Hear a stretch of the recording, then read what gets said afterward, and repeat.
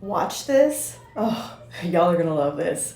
And then we'll talk about it. Am I the astronaut for changing my mind about kids at 57 and leaving my girlfriend because of it? I just turned 57 in early August and my ex-girlfriend just turned 55 a few days ago. We were together 25 years before I called it quits 2 weeks ago. When my ex and I got together, she was a self-described open-minded person who, unlike other women I dated, did not start pulling my arm on the marriage issue after we passed the 1-year mark. She had a mom who grew up in Sweden where couples would live together, have children, but never marry. She was always on the fence about children. However, I did not want children because at the time I was thinking about how much I was willing to sacrifice to start a business and how I'd resent my kids for getting in the way of that. We argued over this, went to counseling over this. Our arguments were interrupted by the fact that my startup costs led us to have to sell plasma in order to survive. Then it was like we woke up one day and my girlfriend was 39 and I was 41.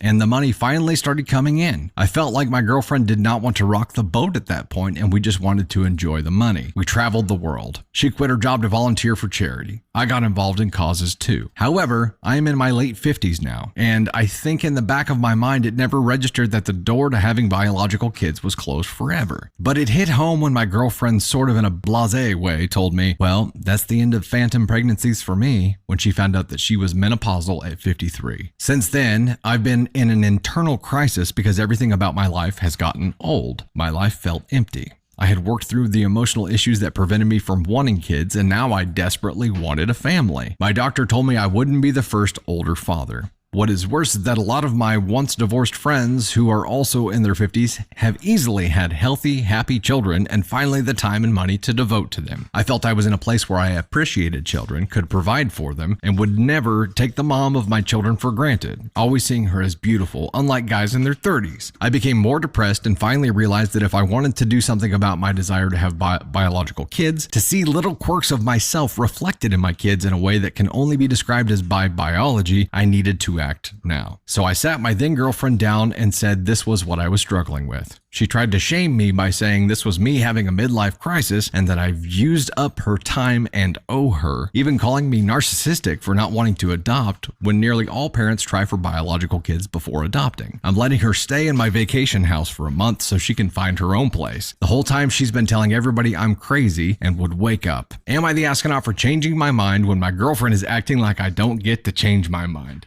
So what you saw in that video is basically this man and woman got together. She was on the fence about kids.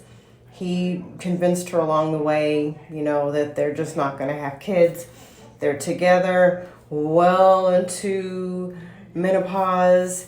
She's 53 now. I think he's maybe a couple years older. And then he decides he wants to have kids because she can no longer have children. He dumps her and is giving her a month to find a new place to live. And they were never married. Now,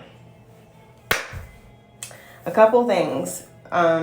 First and foremost, I do think that if you are moving in with someone into a long-term relationship, there are benefits to getting married. You are protected to some extent if you guys have a divorce to an extent.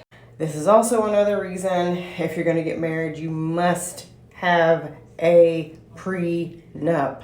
If I ever get married again, I do not think that's going to happen. I just don't think that I'm the marrying kind. I don't think I have the patience for it, and I got a smart ass mouth. But if I ever get married again, there will be a prenup in place, and I will be getting paid a lot of money because my time is valuable, and if you waste it, you will pay.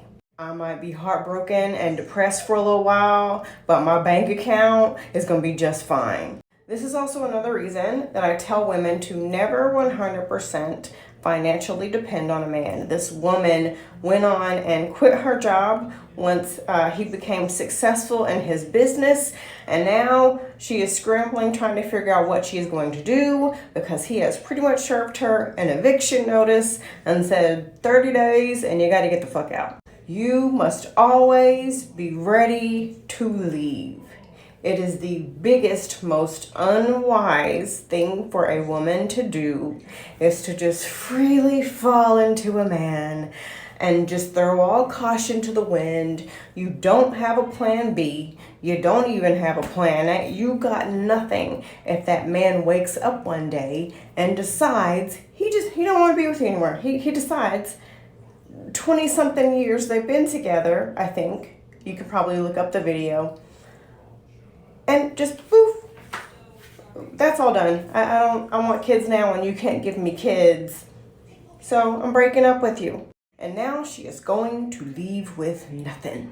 And I'm sure one of you guys is going to comment some legal shit that you saw on a TV show one time or heard on a courtroom TV show one time. But at the end of the day, she's probably not going to get anything. She's screwed. I just don't think it's smart for people, for us to trust these men. Because as you saw in that video that I described to you, you can go on TikTok and watch it. They will screw you over and not even give it a second thought. 20 something years, gone. And she has a month to get out. Fall in love if that's what you want to do. Okay, get into a relationship if that's what you want to do. But you must always, always, always have money put away so that you can easily transition out into your own.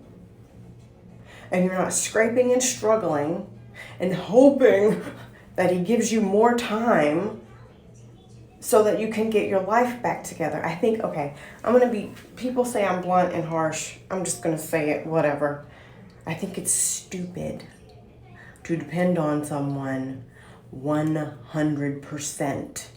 And one of you guys commented on another video that I posted a while ago, and you said, if you depend on someone to feed you, they have the ability to starve you. And he is starving her right now. I get so much crap from women who think I'm preaching doom and gloom. My husband would never, I got nothing to worry about. You're just trying to scare people. Blah, blah, blah. Well, I'm sure this woman thought the same. I don't have anything to worry about. I'm going to quit my job. And then boom. Over. Done. If someone came to me and said, Jules, you have two options.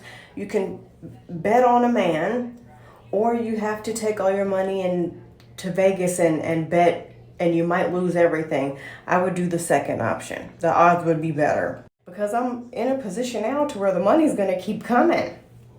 I lose all that, I'll just get some more. I might, be behind on a bill or two for a little while, but it won't take me nothing to rebuild. I won't be rebuilding from scratch. I have my own place. I have a car. I would be good if I lost everything today. But if I depend on a man and move in with him and depend on him, I now have no money and I now have no place to live. Do you see what I'm saying here? We need to get out of this romantic comedy idea that we could just fall in love and everything will work out. I'm just gonna fall in love. Love is enough. Do that if that's what you want to do. Be in love if you want a relationship and if you want marriage. I want you to be in a happy, healthy relationship if that's what you want. But be smart. Always be thinking, if this man up and leaves me today, if something happens to him, I will be okay. Especially if you have kids. Don't be stupid. If you have kids, if you don't care about yourself, okay, fine. But don't fuck your kids over.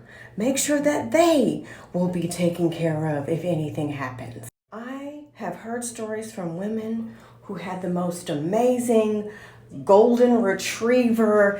He'd never do anything to hurt me. He caters to me. He treats me like a queen. I have heard those stories, followed by he cheated on me. He walked out on me. He keeled over and died. And in all those scenarios, I was left with nothing. Let's stop setting ourselves up to fail. It's not a bad thing for you to have money saved up. Worst case scenario, y'all are happily married for 50 or 60 years and you got money in the bank. You could pass it on down to your kids or donate it to charity. I don't know what the fuck, but don't be stupid because of love, okay? Always have a plan to make sure that you will be okay.